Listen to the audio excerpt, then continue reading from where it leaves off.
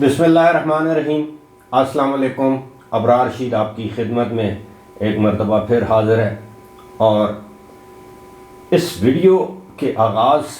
سے پہلے ایک ڈسکلیمر ہے، وہ میں پہلے بیان کر دوں۔ وہ یہ ہے کہ یہ ویڈیو بنانے کا مقصد یہ ہے، یعنی معلوماتی ویڈیو ہے، معلومات کے لیے۔ اس کا مقصد ہرگز یہ نہیں ہے کہ کسی بھی طرح منشیات کے استعمال کی ترویج کی جائے، یا اس میں حکومت پاکستان یا خیبر پختونخوا کی حکومت کو بدنام کرنے کی کوئی کوشش ہے۔ یہ حقیقت پر مبنی ایک معلوماتی ویڈیو ہے، اور ایک اور بات یہ ہے کہ جو نوجوان یہ ویڈیو دیکھ رہے ہیں ان کے لیے ایک سبق کا پہلو بھی ہے کہ ہمارے ملک میں خاص طور پر خیبر پختونخوا کے وہ علاقے جو ماضی قریب میں ٹرائبل ایریاز کہلاتے تھے، یا جن کو قبائلی علاقہ جات کہا جاتا تھا، ہم سب جانتے ہیں کہ یہ اب سیٹلڈ ایریا یعنی خیبر پختونخوا میں ضم ہو چکے ہیں۔ اب وہ تمام ماضی کی جو ایجنسیز تھیں اب وہ خیبر پختونخوا کے ڈسٹرکٹس ہیں۔ خیبر ڈسٹرکٹ جو کہ پشاور سے بالکل قریب ہے، اس کا ایک علاقہ ہے تیرا، اور اس کو وادی تیرا بھی کہتے ہیں۔ ماضی میں اگر آپ کو یاد ہو، میں یاد دلاتا چلوں تو اس علاقے میں ایک بدنام زمانہ دہشت گرد تھا منگل باغ کے نام سے، اور وادی تیرا پر عملاً اس کا کنٹرول تھا، اور میرا خیال ہے کہ اس کو مار دیا گیا ہے یا وہ افغانستان فرار ہو گیا۔ اس حوالے سے مجھے کوئی خاص معلومات میرے پاس اس وقت نہیں ہے، اور نہ ہی میرا یہ موضوع ہے۔ موضوع یہ ہے کہ وادی تیرا میں ہر ہفتے ایک منڈی لگائی جاتی ہے، اور یہ ویڈیو آپ دیکھ رہے ہیں، یہ ایک منڈی ہے، اور اس منڈی میں سر عام منشیات فروخت کی جاتی ہیں۔ اور یہ جو ویڈیو آپ دیکھ رہے ہیں یہ پرانی نہیں ہے، 3-4 مہینے پہلے کی یہ ویڈیو ہے، اور میں حقیقت میں یہ معلوماتی مقصد کے لیے اس کو آپ کے سامنے پیش کر رہا ہوں، یہ دکھا رہا ہوں۔ وجہ یہ ہے کہ یہاں پر ہر ہفتے، بعض اوقات ہفتے میں 2 دن، اس جگہ پر مختلف جو ہمارے قبائلی، سابق قبائلی، وہ تو اپنے آپ کو اب بھی قبائلی کہتے ہیں، یہ جو لوگ ہیں، مرد حضرات ہیں، یہ یہاں پر بوریوں میں، تھیلوں میں، بالٹیوں میں، جو بھی چیز ان کے پاس دستیاب ہو اس میں یہ چرس لے کر آتے ہیں اور اس کو فروخت کرتے ہیں۔ ہمارے پاس ایسی اطلاعات بھی ہیں کہ بعض اوقات یہاں پر افیون، اوپیم بھی جو ہے وہ فروخت کی جاتی ہے، اور جو اس علاقے کے جو خریدار ہوتے ہیں، ممکنہ خواہشمند ہوتے ہیں اس چیز کو خریدنے کے، چرس، حشیش اس کو آپ کہہ سکتے ہیں، اور اس کے خریدار وہاں پر جاتے ہیں اور حسب ضرورت وہاں سے اپنے لیے یا آگے فروخت کرنے کے لیے وہ چرس یا حشیش خرید لیتے ہیں۔ اب یہ جو چرس اور حشیش ہے اس کی مختلف اقسام ہیں۔ میں اتنا بتا دیتا ہوں کہ عرف عام میں اس کو چرس ہی کہیں گے، ویسے مقامی زبان میں تو اس کو گردہ بھی کہتے ہیں، پاؤڈر کی شکل میں بھی ملتی ہے، یعنی اس کی مختلف کوالٹیز ہیں۔ اور یہاں پر میں یہ بھی بتاتا چلوں کہ جو قبائلی علاقے ہیں یا بہت سے ایسے علاقے جہاں پر ہمارے پختون یا پشتون بھائی آباد ہیں، وہاں پر چرس استعمال کرنا یا چرس پینا جو ہے وہ اس کو معیوب یا سماجی برائی نہیں سمجھا جاتا، نہ ہی اس نشے کو حرام سمجھا جاتا ہے، بلکہ یہ کہتے ہیں کہ یہ مکروہ ضرور ہو سکتا ہے لیکن حرام نہیں ہے، اور صدیوں سے لوگ پیتے ہیں۔ اس کے مختلف میں اب فضائل تو نہیں کہہ سکتا، لیکن اس کی مختلف وہ خصوصیات بھی بیان کرتے ہیں جی، کہ یہ آپ کے جسم سے چربی جو ہے، وہ جو ایڈیشنل فیٹ ہے اس کو ختم کر دیتی ہے، اس کا استعمال کریں تو یہ آپ کو بلڈ پریشر نہیں ہوگا وغیرہ وغیرہ، لیکن یقیناً یہ مضر صحت ہے، خاص طور پر پھیپھڑوں کے لیے، دل کے لیے یہ کوئی اچھی چیز نہیں ہے۔ بات ہو رہی تھی یہ جو منشیات یعنی سر عام، اب آپ دیکھیے کہ وہاں پر یہ منڈی لگائی جاتی ہے۔ اب ایسا تو ہو نہیں سکتا کہ ایک ضلع میں، ایک صوبے کے ضلع میں اس طرح کی منڈی لگائی جائے اور وہاں پر تاجر جو ہیں وہ ایک ہول سیل مارکیٹ آپ اسے کہہ سکتے ہیں، تاجر وہاں پر منشیات لے کر آئیں اور انہیں فروغ کریں، اور حکومت کے علم میں یہ بات نہ ہو۔ اگر وہاں پر یہ ویڈیوز بنتی ہیں، ویڈیوز وائرل ہوتی ہیں، تو یقیناً حکومت کے علم میں بھی ہوگا۔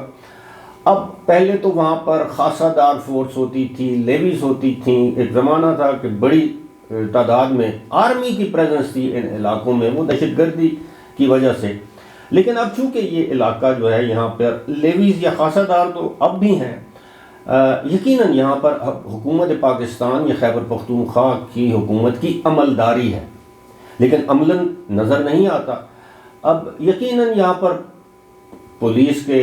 تھانے بھی ہوں گے، ہونے چاہیے، یہاں پر ڈی پی او ہوگا، ڈی ایس پی ہوگا، ایس ایچ او ہوگا، اور ان کے ناک کے تلے یہ سارا معاملہ، یہ سارا کاروبار چل رہا ہے۔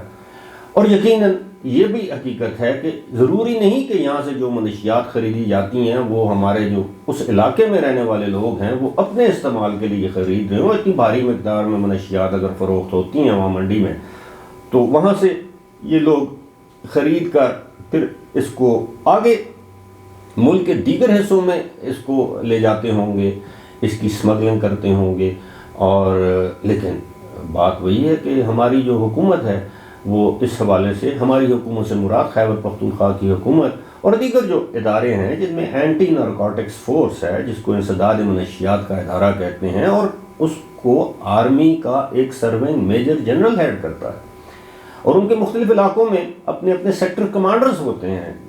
پشاور کا سیکٹر کمانڈر کے نیچے جو بریگیڈیئر رینک کا بندہ ہوگا اس کے نیچے یہ علاقہ آتا ہے۔ میں یہ نہیں کہتا کہ اس علاقے میں آپ فوری طور پر کوئی آپریشن کر دیں اور لوگوں کو، اب وہ لوگوں کا یہ کہنا ہے کہ جناب یہ ان کا روزگار ہے، وہ کیا کریں، اس سے ان کا گزر بسر ہوتا ہے، اس سے ان کی یعنی ایک نقد آور فصل جسے کہتے ہیں، کیش کراپ ہے یہ ان کے لیے۔ جس طرح کسی زمانے میں افیون ہوتی تھی، کاشت کرتے تھے لوگ، اس سے آمدن آتی تھی کافی، اور بڑی زیادہ آمدن آتی ہے۔ وہ یہ کہتے ہیں جی کہ یہ بھی جو بھانگ ہے اس سے، اس کی جو بائی پروڈکٹ ہے وہ کہتے ہیں جی کہ ہم اس سے ایک اپنی ہنر سے ایک کموڈٹی، ایک چیز تیار کرتے ہیں اور اس کو آگے بیچتے ہیں۔ لیکن اس کے لیے میں سمجھتا ہوں کہ حکومت کو کوئی ریہیبلیٹیشن کا پروگرام لانچ کرنا چاہیے۔ ہمارا کام صرف یہ نہیں ہے کہ ہم مسائل کی نشاندہی کر دیں اور تنقید کریں، ساتھ ہی ساتھ اس کا حل بھی ہم بتا سکتے ہیں۔ حل یہ ہو سکتا ہے کہ اس علاقے کے لوگوں کو ہنر سکھایا جائے، ان کو انٹرسٹ فری یعنی سود کے بغیر ان کو قرضے دیے جائیں، ان کو بتایا جائے کہ جی آپ یہ کام کر سکتے ہیں، آپ یہ جو ان کے علاقے میں ہو۔ کوئی بھی شخص ہے، سارے ہنرمند لوگ ہیں، پڑھے لکھے ہیں، اب تو ان علاقوں میں تعلیم بھی عام ہے، لیکن اس کے باوجود یہ صدیوں سے جاری ایک کاروبار ہے جو اب بھی جاری ہے۔ لیکن اگر حکومت چاہے تو ان لوگوں کو متبادل روزگار دے سکتی ہے۔ اور یقیناً اس علاقے میں جو بہت سے لوگ ہیں وہ ہیروئن کے عادی بھی ہیں، وہ چرس کے عادی بھی ہیں، اور دیگر جو نشہ آور چیزیں ہیں آج کل تو مارکیٹ میں وہ بھی دستیاب ہیں۔ اور اب تو جب سے موبائل آیا ہے، آپ یقین کیجئے، میں پھر یہ آپ کو صفائی اپنی وضاحت دے کر یہ بات کر رہا ہوں کہ میں اس کی ترویج یا اس کے پروموشنل جو چیزیں ہیں وہ میں اس طرف نہیں جا رہا، نہ میری یہ مرضی، منشا یا خواہش ہے۔ البتہ میں یہ آپ کو ضرور بتا سکتا ہوں کہ آپ اپنے گھر بیٹھے ہیں، میں ادھر اپنے گھر بیٹھا ہوں، اور مجھے کوئی چیز اگر چاہیے اور میرے کانٹیکٹس ہیں تو مجھے میرے گھر کی دہلیز پر وہ چیز پہنچائی جائے گی۔ کوئی چیز، نشہ آور کی میں بات کر رہا ہوں، کسی قسم کا نشہ اگر مجھے چاہیے، وہ پاکستان کے ہر شہر میں آپ کو پتہ ہے، جس طرح آپ کے گھروں میں ہوم ڈیلیوری لے کر رائڈرز آتے ہیں، یہ جو پیزا یا آپ جو برگر وغیرہ کوئی چیز کھانے پینے کی منگواتے ہیں، اسی طرح کے ان لوگوں کے بھی ترسیل کا بڑا زبردست نظام ہے، نیٹ ورک ہے۔ آپ موبائل کال کریں، اگر آپ کے کانٹیکٹس ہیں تو آپ کے گھر کی دہلیز پر آپ کو ہر چیز مل جائے گی۔ اور اب تو زمانہ ایسا آ گیا کہ آپ وہ جو ہوتی ہیں نا وہ ایزی پیسہ اور یہ جو جائز اکاؤنٹ، اس کے ذریعے پیسے بھیجیں، چیز آپ کے گھر آ جائے گی۔ بہرحال امید ہے کہ حکومت یا جو لوگ اس ویڈیو کو دیکھیں گے وہ اس پر غور کریں گے کہ جناب ہماری حکومت جانتے بوجھتے ہوئے اس سنگین معاملے پر کیوں خاموش ہے۔ اور یہی وجہ ہے کہ جب ہمارے یہ پشتون بھائی دیگر ممالک میں جاتے ہیں، یو اے ای، متحدہ عرب امارات، گھومنے پھرنے کے لیے جائیں، روزگار کے لیے جائیں، سعودی عرب، یو اے ای، یہ جتنے خلیجی ممالک ہیں خاص طور پر، وہاں ان کے ساتھ پھر عجیب سا برتاؤ کیا جاتا ہے. انہیں معلوم ہوتا ہے کہ یہ ایسے علاقے سے آئے ہیں جہاں پر منشیات عام ہیں، حالانکہ اس میں ان بیچاروں کا کوئی قصور نہیں ہوتا. ہوتے بھی ہیں، قصوروار بھی ہوتے ہیں. یہ میرا ذاتی تجربہ بھی ہے. میں نے خود ایک مرتبہ دبئی ایئرپورٹ پر ایک نوجوان کو دیکھا جس سے کچھ نہ کچھ اس طرح کی چیزیں برآمد ہوئیں، اور اس نے تو یہی کہا کہ جناب مجھے نہیں پتہ، یہ بیگ مجھے کسی نے یہ چیز دی ہے تحفے کے طور پر. لیکن وہاں تو اس چیز کو نہیں مانا جاتا اگر آپ کے بیگ میں کوئی چیز ہے. خیر وہ بات کسی اور طرف نکل گئی ہے. میں سمجھتا ہوں کہ یہ خیبر پختونخوا حکومت اور ہماری اینٹی نارکوٹکس فورس کی یہ ذمہ داری بنتی ہے کہ وہ کسی بھی طریقے سے زور سے، زبردستی سے، دباؤ سے، لاڈ سے، پیار سے، دوسرے کاموں کی ترغیب دے کر، قرضہ دے کر اس چیز کو روکنا ان کی ذمہ داری ہے، ورنہ ہماری آنے والی نسل پھر نشئی نسل ہی ہوگی. فی الحال مجھے دیجیے اجازت. خدا حافظ.